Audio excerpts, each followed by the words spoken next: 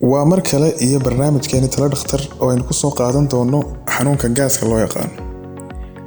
haddii aad ku cusub tahay kanaalka ka mid noqo asxaabta channelka lana wadaag barnaamijyada caafimaad ee aan soo gelino. waxaan maanta isku dayi doonaa inaynu wax ka barano mid ka mid ah xanuunada ku dhaca dadka ee loo yaqaano gaaska caloosha, kaas oo dhawaanahan aad u haleela dadka Soomaaliyeed. waxaynu soo qaadanaynaa waxa uu yahay gaasku, waxa keena, calaamadaha lagu garto, sida loo baaro iyo waliba sida loo daweeyo. waa maxay gastric ama gastritis? waa caabuq, diiq ama boog ku timaada dahaarka caloosha. waxa uu noqon karaa mid si degdeg ah u dhaca oo loo yaqaan acute iyo mid daba dheeraada oo loo yaqaan chronic. maxaa sababa gastric ama gastritis-ka? maxaa sababa gaaska caloosha? waxa keeni kara ama sababi kara waxyaabo badan oo kala duwan, bal aynu ka tilmaano kuwan soo socda. isticmaalka alkoholka ama khamriga, in badan in qofku uu matag joogto ah yeesho, stresska ama isku buuqa, qofka oo gaajada isku daawada ama in badan gaajo hayso oo aan waxba cunin, in aasitada ama asiidha caloosha ay isku dheelitirnayn, in qofku basado cuntada xawaashka badan ee spicy foods loo yaqaano, inaad isticmaasho daawooyin la yiraahdo anti-inflammatory drugs ama kuwa loo yaqaano xanuun baabi'iyaasha sida aspirinka iyo paracetamolka, walibana si joogto ah xaddi badanna aad ka qaadato. waxaa kaloo sababi kara xanuuno kale oo ay ka mid yihiin in ay badato bakteeriyada caloosha ee loo yaqaano Helicobacter pylori. waxyaabaha ugu badan ee keeni kara way ka mid tahay waa bakteeriya ku nool xuubka ama mucosa ku dahaadha caloosha. haddii la daaweyn waayana caabuq ama infection ayay horseedi kartaa, kaasoo marka dambe isu bedeli kara boog ama nabar. dadka qaarna waxay u keeni kartaa kansar xagga caloosha. xanuun kale isna waxaa jira loo yaqaano pernicious anemia. waa immunological disease weyn. waa xanuun xagga immunity ka yimaada oo immunity waa weeraraya.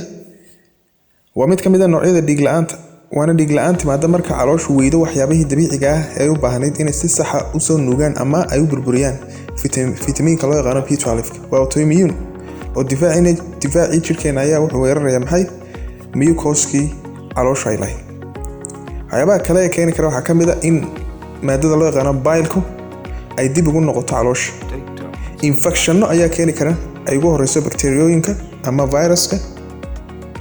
haddii la daaweyn waayo gastric ama gastritis-ka, waxaa iman kara dhiigbax daran, waxaana uu isu bedeli karaa kansar caloosha.